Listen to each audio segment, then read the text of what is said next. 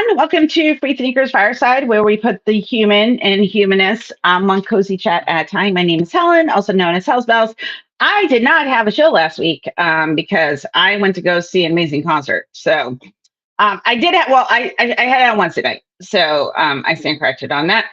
My guest stepped away from the desk for a minute. So we're going to wait for them to come back. I'm hoping everybody had a really great week. I know that I did. So there's that. And I'm trying to think, fill in airtime. Mary's back, so I can bring your Mary up. Yay! I have to talk to myself. Hi, Mary. Welcome to the show. Well, you were talking to yourself? I was. Well, because I was spitting it out to the airtime. So, as you do when you do a podcast. So, tell the people who you are, what you do, all the things. Introduce yourself. Introduce myself. Mm-hmm. Hi. Putting you on the spot. Well, so my name is Mary, and I was recently called a demon of darkness, so I guess that's my whole introduction today. Nice. I don't. I'm really filled up with sarcasm today.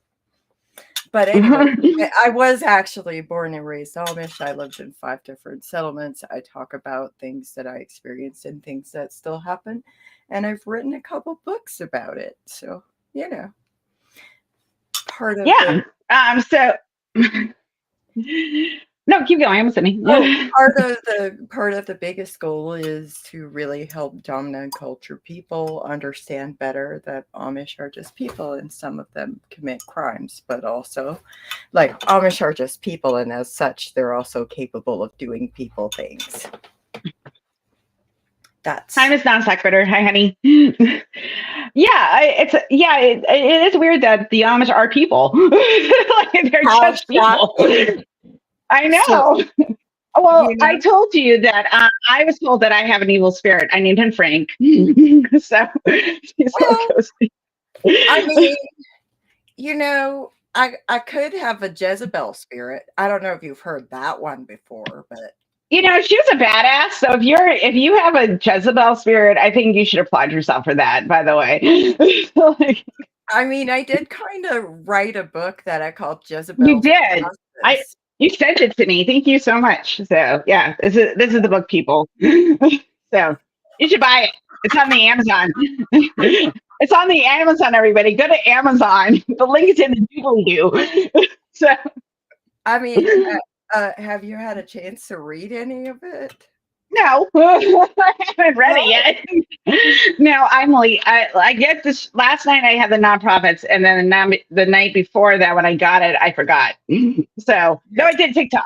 So and then I worked, but I do like poetry, so I'm probably really going to dig it. I just haven't gotten to it yet, and I'll freely admit when I don't read things. No, I'd rather you tell me you didn't read it, so you don't know, right? Like, I would much rather that. So, like, one of the things that's in this book is, like, the ABCs of the backslidden helpmeets. And it's really funny to me because part of that was, like, me sitting on a TikTok live with a bunch of women that grew up in conservative Christian environments. And we were all talking about different things, like what makes us a backslider. Oh, wow. And why we're nice. Not good helpmeets. Yeah.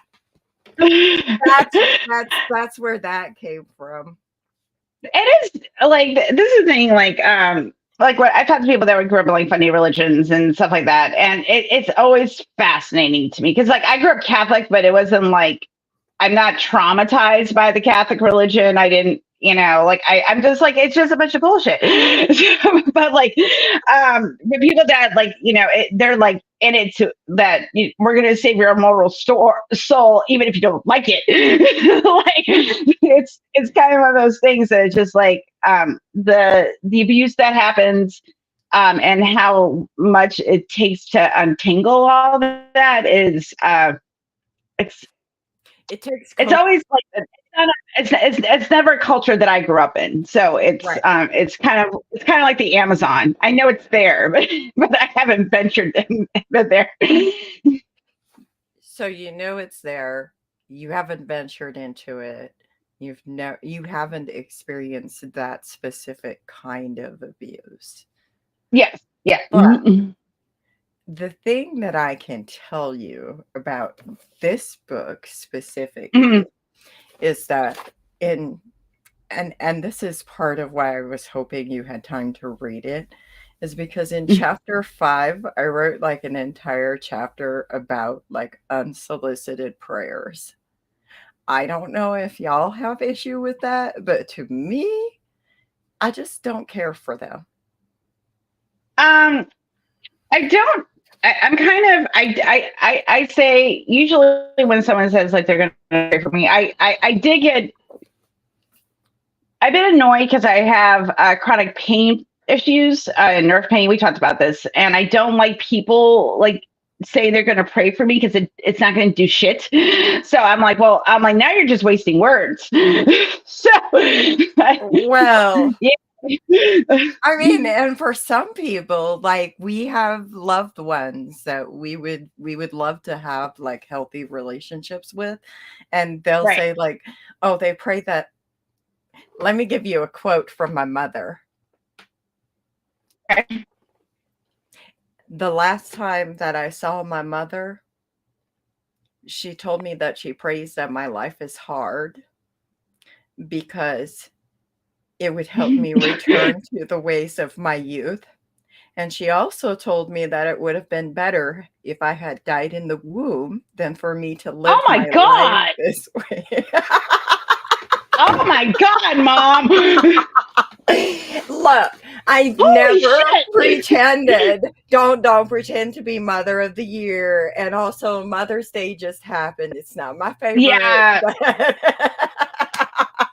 Wow, that's something that, oh boy. and the little merch I sent you, like the little card and the sticker. Yes. So the She Wears Jeans. Yeah, that too. Yes. So this She Wears Jeans is a quote from my mother in 2004 to a reporter. It was published in the news. She wears jeans. She wears jeans. Like that was the horror. The horror is that I was wearing jeans. The horror was not that she was being arrested and prosecuted for failure to aid a victim and report a crime. The horror was that I was wearing jeans. Oh, well, yeah, obviously. Duh. That was the problem. That's the problem. Yeah. I told you that's why we're both queer and feminists and atheist activists, because of jeans. Jeans. It's because we wore jeans. It's because we don't get in this proper pose. It's because I would write a book and call it Jezebel's Justice. It's because I can milk cows and run my mouth at the same time. At the same fucking time? I'm amazed. Wow. So, what the hell is going on? It's just so bizarre. Okay. It's bizarre. It's bizarre. No, keep going. I'm not okay. Yeah, I'm shitting on it. Like I'm shitting on it because I'm shitting on your mom because your mom sucks. Like I, as a mother, I cannot imagine saying anything like that to my child. To either one of my children. It's kind of it's a little amazing in the most worst and like the worst way. I am a parent too. I have a almost adult child. And, when we talk about the things that I cannot fathom doing anymore, I'm no longer shocked. But one of the things that I'm currently experiencing is that I am a parent. My child's 17. when children are 17 in Amish communities that I was raised in, inside of those 5 communities, they would start going with the young folks. They would be expected to join church. I was baptized into the church when I was 17 years old because it was expected, and it was easier to get baptized than it was to not get baptized. And so there's certain rituals that come at certain ages where I'm like confronted with that in my face. Like I cannot Wow.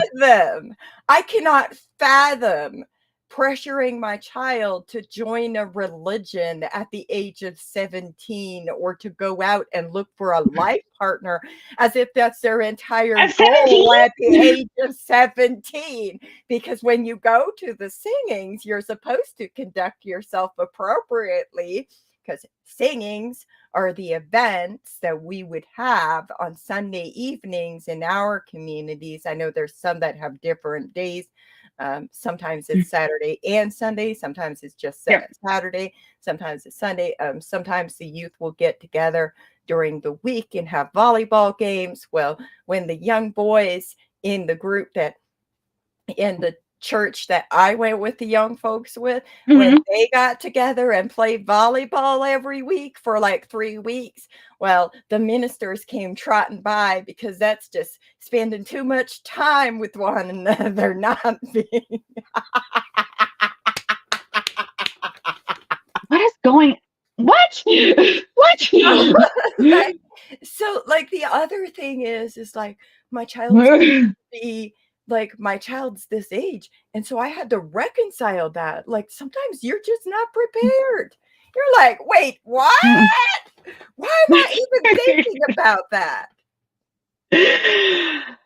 Yeah, like that's because like when my son is an introvert, and when he was 17, I was like, you need to go make friends. You need to get out of the house, go make friends, date, do things. I never thought I thought he didn't spend enough time with his friends. So I had the opposite feeling, I guess, the pastor said of your leaders of your community.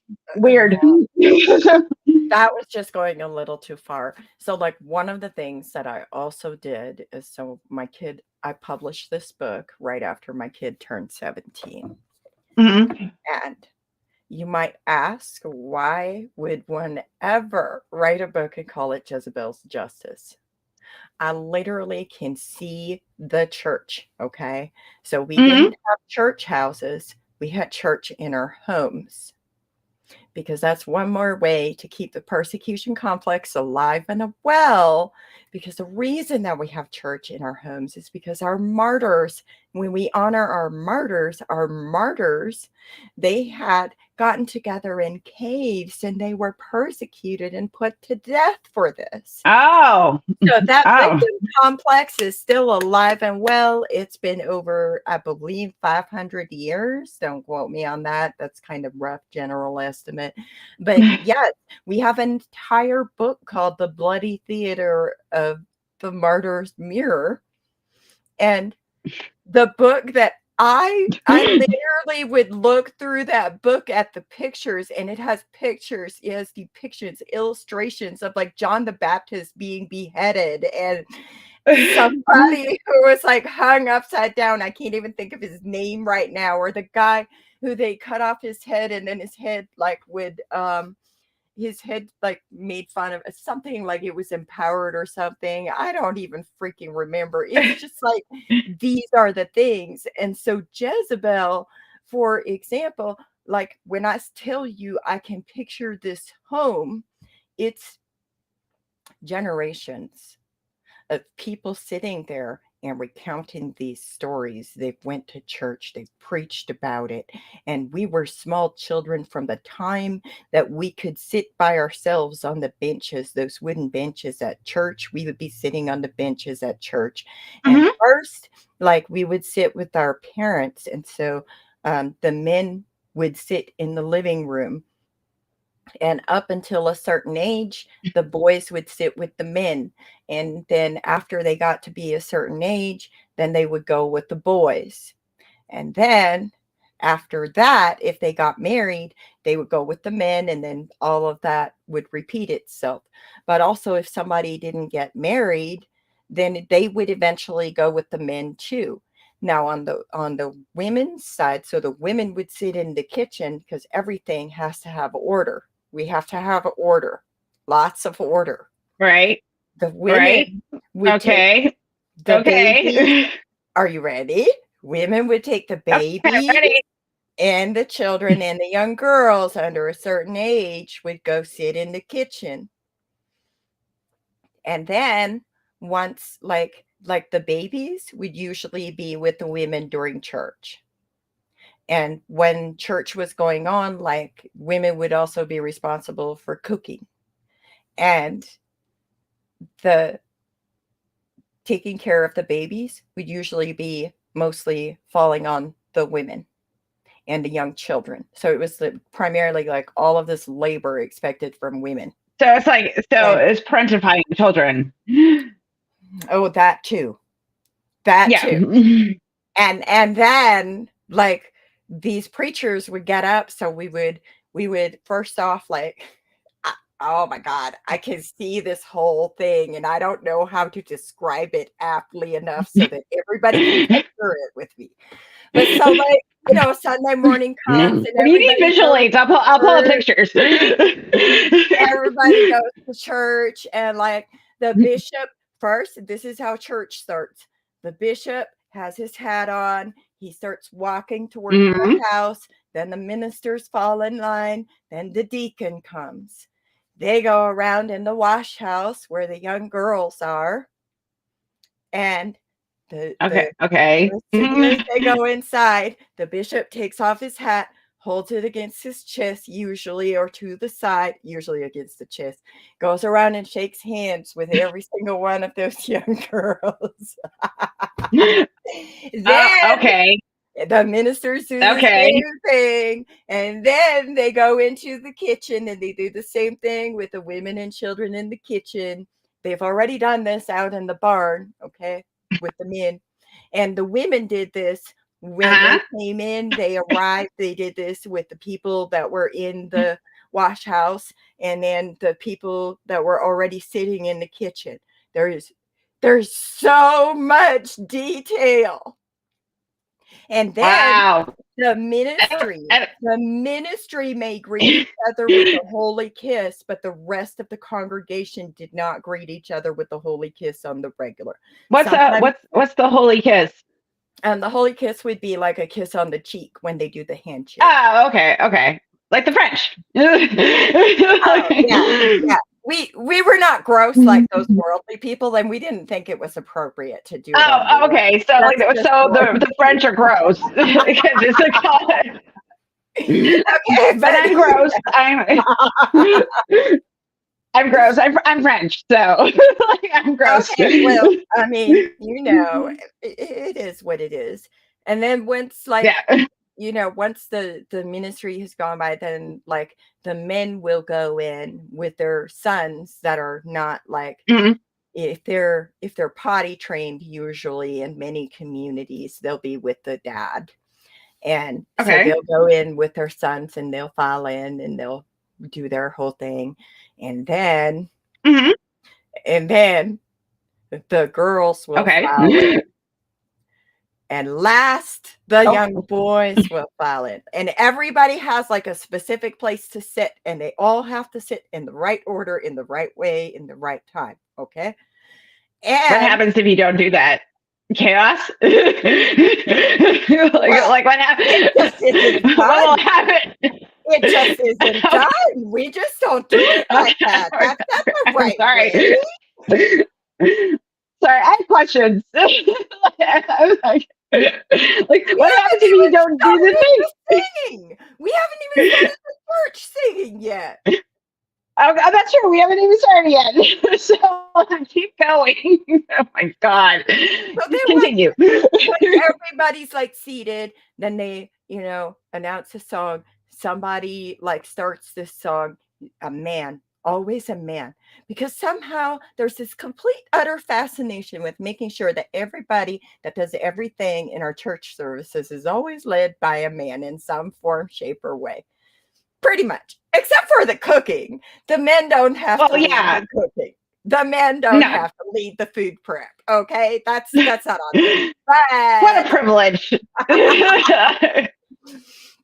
But anyway, if I sound like I'm ragging on men, I'm really not. It just is this way. It literally it's that way in all fraternal cultures, where like these patriarchal fraternal cultures where where women and children are treated like second-class citizens. It's not because men are bad, it's the structure that's bad.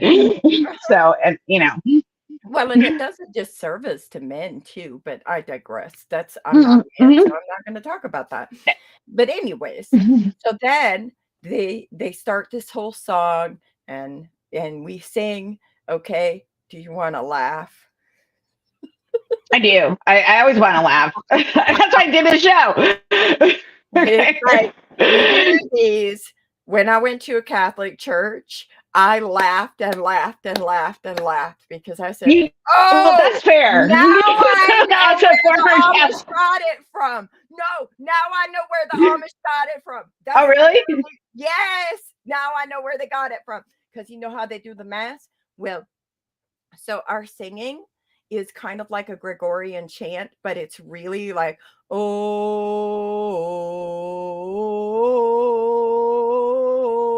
yeah. You know what I'm talking about? Okay. But instead of Latin, it's High German. Oh my God, that's amazing. Isn't it hilarious? I love it. And then, so once they get to a certain point, then the ministry gets up. They go upstairs to what they call the uproar because they have to, talk about the things going on with the church because, again, the men always. And then of course, I keep forgetting men. All the men. And then again, if you want a penis, you're smarter than I am. I didn't know this, but okay. I mean, good luck with that. So then they come down and they'll do like they have like a short preacher, a short. But mihensi makisa and skatsabri, they have the short sermon, and then we would stand or we would kneel for a kneeling prayer. And then we would stand up for the reading of the scripture by the deacon. The deacon always has to read the scripture at every church service unless there's a visiting deacon that can fill in for him, as long as it's somebody we fellowship with, because even Amish people don't fellowship with each other. We don't even agree with each other sometimes. Like we won't even recognize somebody's ministry if we don't fellowship with that community. Okay? Why? Because we know how to be. Because you're already isolated. Community. You're already isolated. You're going to isolate yourself more? No. You know why, Helen? Because we've been beefing. I don't know why. I was not. We've been beefing with the Mennonites since 1693. That's like 430 some years, I think. Okay. Yeah. Yeah. Again, loose math. I'm not mathing. I'm just estimated like 400. It's been a long ass time. Okay. Long ass time. But we haven't just been beefing with the Mennonites. We've started all these little splinter churches. There's all these churches that have failed. There's lists of them called Amish settlements that failed and whatever. So we don't fellowship with each other. We don't even get along with each other half the time. But I'll tell you what. I'm trying to put it together and it's failing. But go ahead. Like we have decentralized leadership. And when I tell you we've been beefing with the Mennonites, okay, well, the Mennonites just didn't shun people right. But ultimately, we There's different flavors of Amish, and even there's old order Amish settlements that I know of in Pennsylvania that wouldn't fellowship with old order Amish that are in Wisconsin because we don't agree with how they live. Okay? Yes. Okay. Yes. So they'll get up and they'll give this wonderful sermon, and the sermon's going to start off with something like, "Oh, dearly beloved brothers and sisters, we are all gathered here today. And it was such a hard time for me to give myself up to the will of the Lord and get up before God and the church and speak and preach today. So I'm just asking that everybody keep me in your thoughts and prayers." And then whatever. But vividly, if you have never heard an Amish preacher going off about Jezebel I have and what not. a bad person I have she not. was, I just feel like, have you even really figured out what it means when you realize you would be the Jezebel and not the Noemi and Ruth and whoever else they love to extol the virtues of? I've never heard anybody. So there's. Go ahead. So is this like a form of like Amish slut shaming almost, or is it like what is the like? So like is it like what's the like other than like so do they call people out in front of the congregation and then no. Or is it like silent slut shaming? Well, it can be both, but I've known Okay, Amish okay. would call people a Jezebel. I've known Amish people that believe in spirits and demon possession, and they would say you probably have the spirit of a Jezebel. I've known Fair. quite a few Amish people in my life, and the beliefs about that specifically can vary because of the decentralized leadership. What I personally experience is literally preachers getting up and preaching, and they would preach about the length of women's dresses and how if you make your dress too long, sculptures too eng. I can literally see what? this. What about it? It just looks too narrow, and so it gives the woman a shapelier shape, and it's just too attracting, and men will lust after you.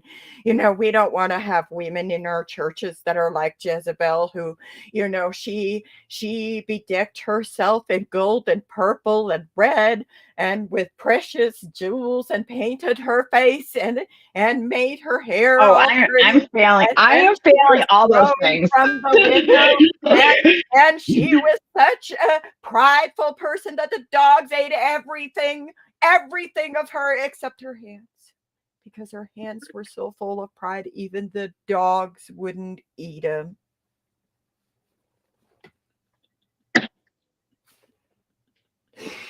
What do you think? I can't even fathom this. Like your dress is too long. Your dress is too long, and it creates a shape. What? You can't help the shape of your body. Like you can't. So what do preacher? Like I don't understand. I'm not supposed to understand because I didn't, but because it makes no sense. But, clearly, it's because you wear jeans. Oh, it's because I wear jeans. I'm wearing form-fitting clothing right now. I have leggings on with a hole. I'm wearing jeans. That's why you left. You wear jeans. That's where I'm wearing leggings. Forming top. Oh my God, I get so kicked out of the Amish community. Like with my bisexuality everywhere. Well, anyway, so like basically, I'm of the world though. I'm filthy. I'm of the world. You're of the world. Okay. I'm of the world. Yeah. I mean, I'm filthy. That shirt you're wearing is kind of on point. I really enjoy that. It's pretty cool. Thank you. It gives you a little bit worldly vibes, but really, well, we don't know though. It's not up to us. We're just gonna leave it to the Lord. But then give you side eye. We would never do such a thing. Although, Oh no. like, I will tell you, I've known Amish people that literally talk shit about never Amish people in front of their faces and got away with it. That's wow. Okay. Yeah. What? Okay. So Yeah. okay. I'm just okay. So you go to service right, every No. Sunday, and then No. what's it called? That's too much. We only go to church every other Sunday because there's such a thing as being too invested in church. And we really remember we got to honor our martyrs who could only get together sporadically, and they met in caves and they were put to death. Okay. Oh, okay. Okay. So okay. And All right. in our homes. For Okay. dead people. Okay. And it's like this is why I'm writing a whole book about why I don't call the Amish a cult. And one of the chapters is entitled Honor Thy Martyrs. Because if we just talked about one of these things, if we talked about the church service, if we talked about the clothing control, if we talked about the shame that is embedded within the threads of the culture, or if we talked about how all of that kind of like, I gained this different understanding once I was like living in dominant culture, and I was like, wait, what are you mean to tell me? No, we're not going to do that. So I could spend like an hour talking about each of those, and you probably might have a little tiny grasp of what all of that entails. Because it's such a distinctive, different culture. And that's I would, and I like there is that sort of romanticism for people that live in, the secular world that don't know anything about, these Amish like closed off communities. Like we just did a story on the nonprofits like a couple of weeks ago about the Amish not wanting to do vaccines because bad because they're listening to like but the thing is though about that is that it kind of makes sense because if you don't have any sort of like education on like science, it's gonna you're gonna fear it, and also too, if you're afraid of everything from the secular world, it makes sense. But I think for those of us on the outside looking in, it seems very close knit. It seems very simple, because everybody wants to, right. That's why that child life movement's, picking up again because everybody wants to go back. And I'm like, there was no nostalgia. There was nothing good about going back. Nothing. There's nothing going into the past. All I gotta say is like the rules of conformity, the expectation of conformity, and the way that people glorify submission, and they identify submission as obedience to the men in charge of you. That is problematic. And this pose right here, I got a few things to say about that, and it's really good. I was talking about church. So after they have the sermon, the kneeling prayer. Yes, we do kneeling prayers like they do in the Catholic Church. It's almost exactly the same, but it's not quite the same because we don't have those fancy benches. We're not. You don't have the knee pews. No, we just have simple wooden benches. We're just a simple people. We would never. You can't have cushions. You can't have cushions. What if your grandma? Like, what about grandma and her like bad arthritic knees? You're gonna make grandma. It's not the Amish way. We don't do that here. We can't be nice to grandma. Anyway, grandma doesn't get cushions. Anyway. Go ahead. So tell me about the. So then they have another sermon, the long sermon by a different preacher. Then the bishop will announce like whether or not they're going to conduct church business after the last song is sang, where church will be in 2 weeks, Lord willing. And, if it's wedding season, they might publish a couple and announce that such and such is going to get married within the next 2 weeks. Because, before then, it's usually traditionally supposed to be a secret. But anyways, and then they sing the last songs, and then the boys leave and the girls leave and the men leave, and they put together, and they have, well, first, before they do all that, if they have church business to do, this is why we got to talk about this book cover. So if they have church business to do, so this is considered the appropriate pose of making your things right in front of Amish church. So when the bishop makes that announcement, he'll tell all unbaptized members to give the church space. And so everybody that's not baptized will leave after that last song, because now they're going to conduct church business. And so when I was brought up in front of the church, it was in this pose. Uh-huh.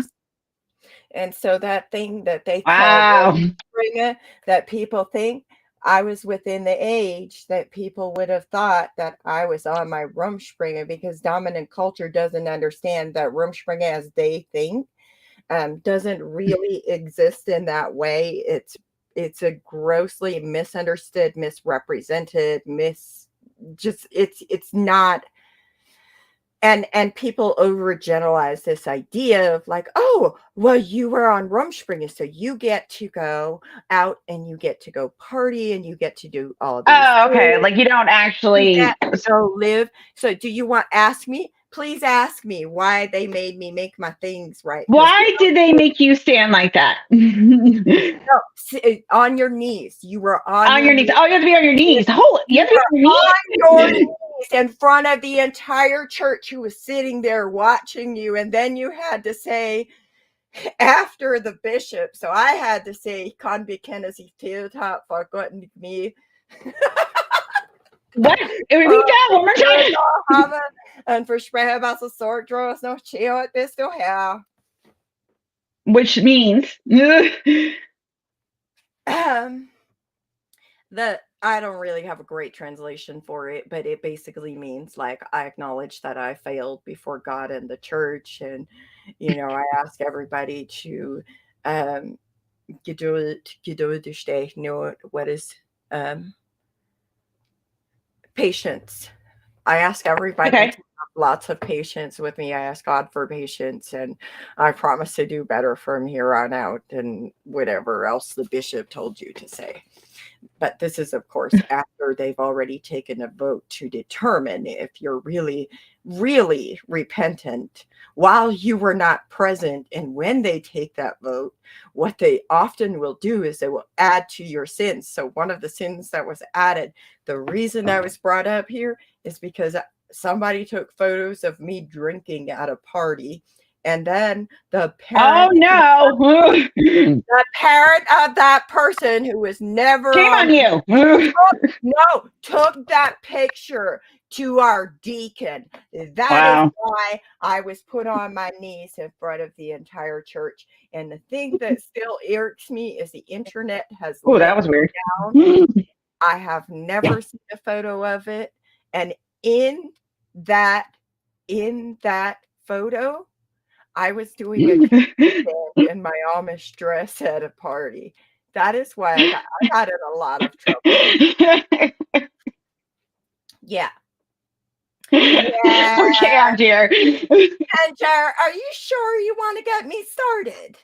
So all I'm saying is, like, I really love it when people who were never Amish and who are not Amish literally decide, one, they get to tell us, oh, well, you were on Rumspringa, so you were allowed to go out and drink and party and blah, blah, blah, blah, blah.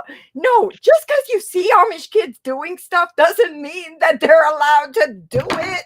They're kids. We're teenagers. No, yeah. I mean, it's the same as secular culture. Like if I told...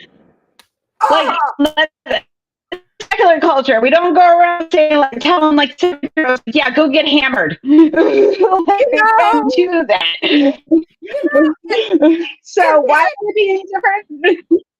And then, like the irony of it all is that it wasn't even because of the church initially that I got caught. Like, there's Amish people that have this whole mentality of like, it's not so much what I do that matters as it is whether the bishop and the ministry knows about it. Okay. There you go. There it is. There it is. There it is. And There I was it is. the first to tell you I made a bad practicing Amish person. I was not a good one. But regardless, that is the I made a bad only Catholic, so that tracks. that is the only time that I got caught for anything. And yes, I had people talking to me about things, but they could never prove that I did anything. So, like, it's more about what they know. Anyway, so when they did that, people added to my sins. Not only was I drinking and You guys have that drinking. not only was I partying, but I was also such a ungehorsame Kind, which is like I was a disobedient child. I wasn't honoring my father and my mother appropriately, and so they Duh. I had to, in order for me to make my things right that Sunday, I had to agree that I was a disobedient child so that I could make my things right. Otherwise, they didn't think I was repentant yet. Oh. Oh, okay. All right. Okay. I'm trying. Okay. What? This sounds like a lot of just jumping through fucking fire hoops. But the thing is that everybody keeps moving the hoops around and you don't know which path you're supposed to follow because you keep moving the fucking hoop. Well, You'll never be good enough to are you still talking? I can't hear you. you can't hear me? I'm talking. Oh, No? yeah. Say something. Now I can hear you, I think. Okay. So here's my question. Because we're playing Amish hoops. We're playing Amish hoop jumping. What is the ideal Amish woman? Like, what does she look like, and how does she behave? And that she did all the jumping. Not me. Okay, well, that's because you wore jeans. Because you wore jeans, Mary. It's I wear jeans. I do stuff like this, okay? This Oh, you dress, wore. this dress You wore that sparkly. You wore a sparkly dress. uh-huh. And what's even funnier is I made that dress off the type of dress that they wore in the settlement that I was baptized in. And there is so much wrong with this dress. Okay, number one, um, there's an embroidery thing here on the cape. We were Mhm. never allowed to have that. The number two, You I can't met have embroidery. no, not on our clothing that we wear. What's wrong with you? That's really worldly. You're trying to be Little House on the Prairie. We don't live our lives like that. I'm so confused. What do you mean you're I so don't. confused? I don't understand what the problem is of having embroidery. So in this dress, it's a little Even as a Catholic, I was a girl, so I'm,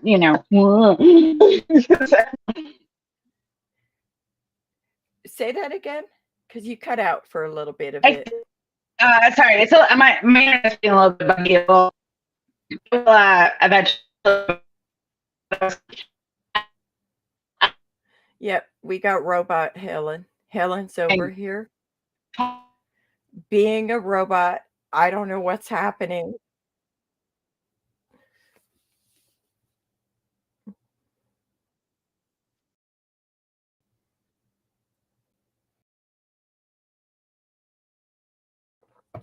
Your internet,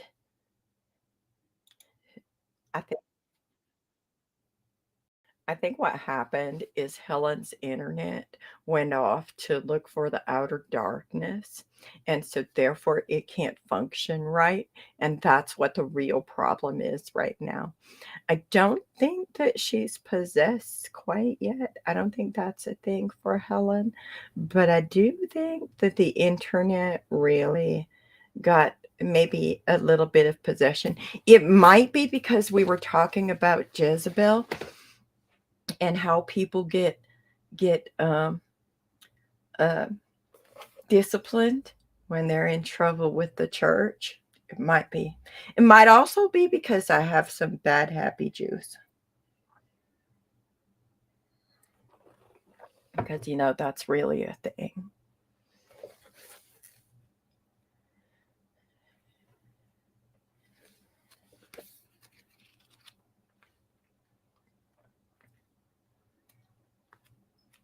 It really depends on the whole demon possession thing is something that varies. It varies greatly from different types of Amish people. I think that sometimes we just got stuff to say and things that we really say because it helps us deal with everything. And for me, I really greatly enjoy conversations that I have with Helen. So, Okay. well, Okay, sorry, my internet was buggy. I'm sorry. What were you trying to tell me about No, Catholic Church? That like I had a dress code when you do like Catholic school, but you could wear clothes. Like I didn't have like a uniform or anything like that. So it's very the fact that you like could the what's what I'm looking for. Like this embroidery is too much. It's a little like it's kind of I'm like I don't get it.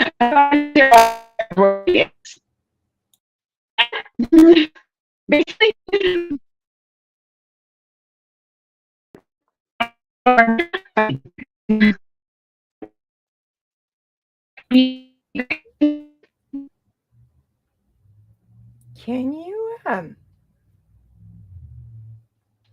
Can you hear me okay? Because right now you look like a zombie on my screen. See, like it's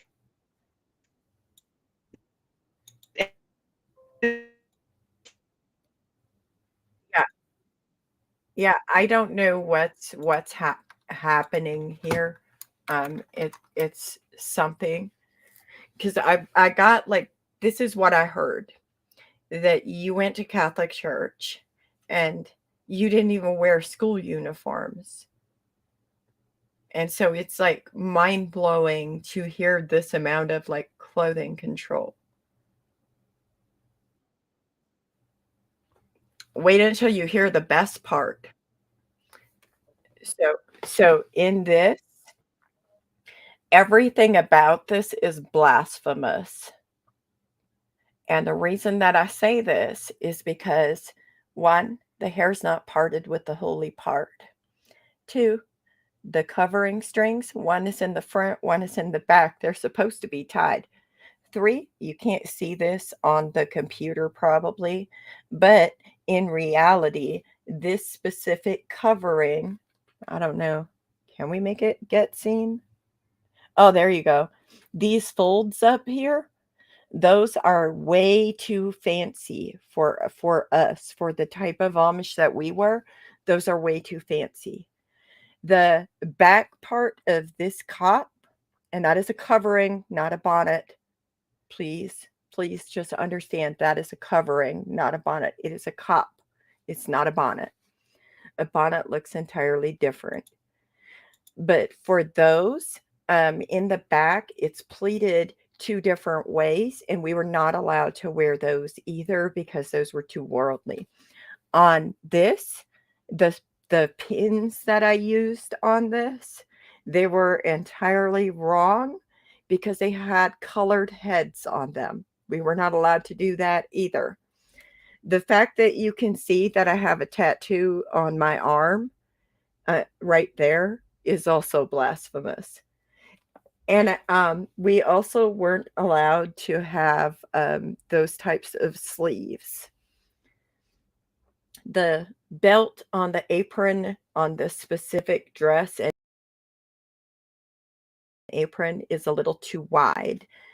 Ultimately, everything about the way that I wear this dress and the way that I bow my head with my shoulders not quite properly slumped, it's all it's all blasphemy.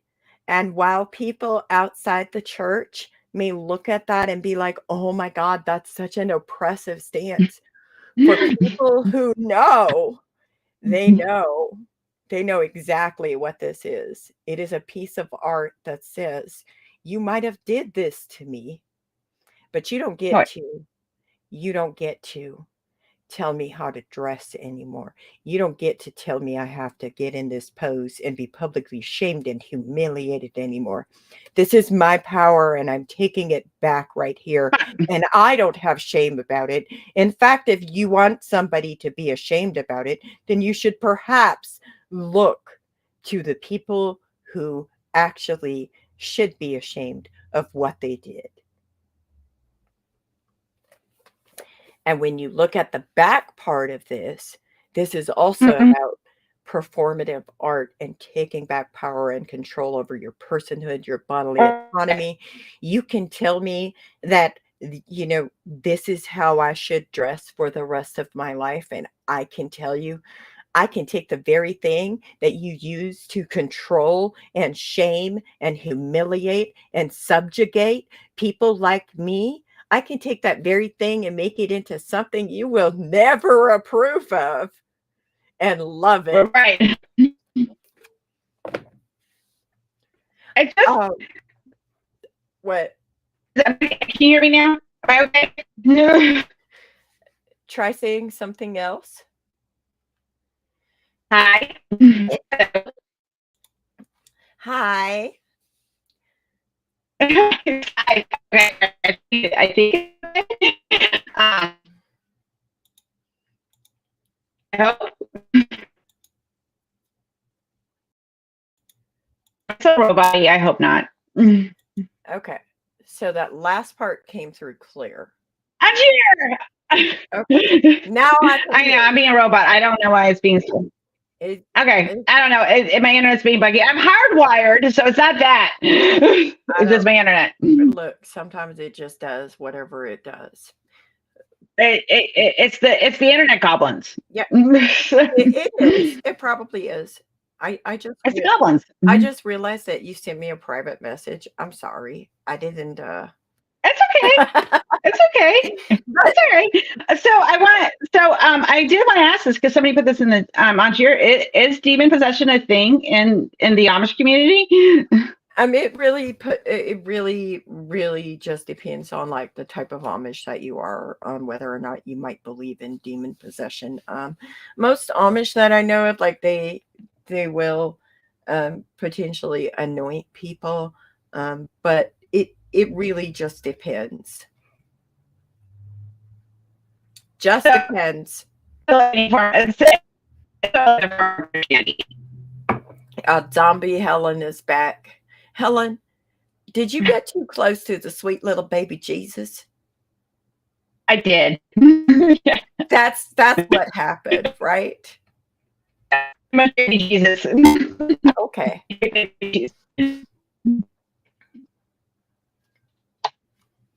Okay. I'm gonna do.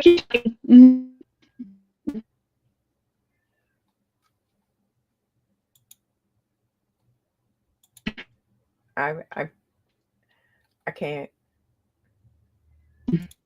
If you're saying something, I'm not hearing you. I am.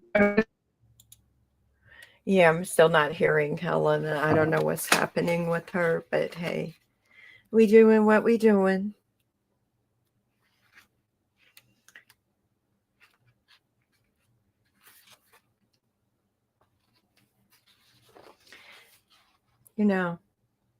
One of the things that I write about is trauma recovery. Trauma recovery is messy and weird and beautiful chaos. It's 3 a.m. conversations on the Riverwalk in San Antonio while you're savoring the last sip of a margarita in your styrofoam cup. It's going to Denny's for breakfast at 4 a.m. with your friends and then crashing at a hotel. It's going to Vegas and catching a show together. It's dancing in the rain and the club. It's sitting in a hole-in-the-wall coffee shop with a friend and bonding over a cup of joe. It's finding delight in riding the train together to experience the incredible sight of nature. It's standing together against injustice. It's spending time with people who have mutually shared experiences.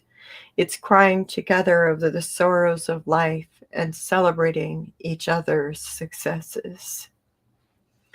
Trauma recovery means acknowledging the way many trauma survivors may feel like misfits, forever altered after surviving trauma.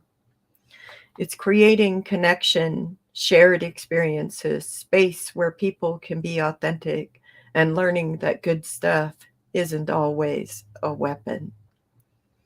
It's building a community that connects you without compromising your values. It's worth it. You are worth it.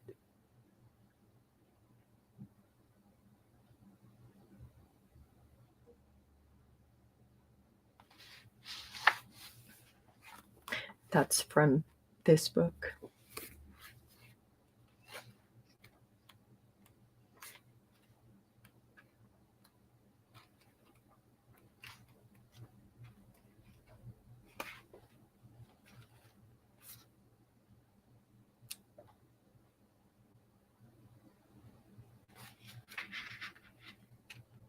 Your whole house is buggy.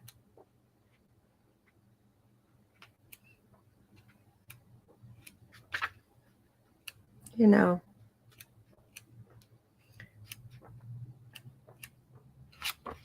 one of the most interesting things for me has been really understanding that I'm not just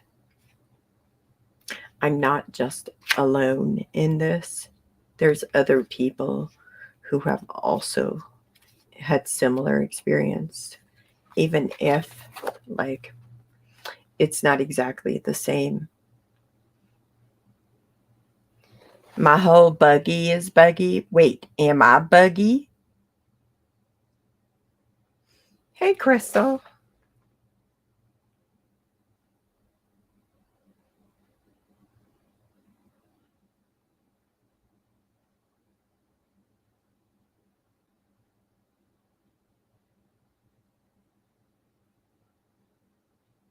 Okay, I'm not buggy. Okay. Okay.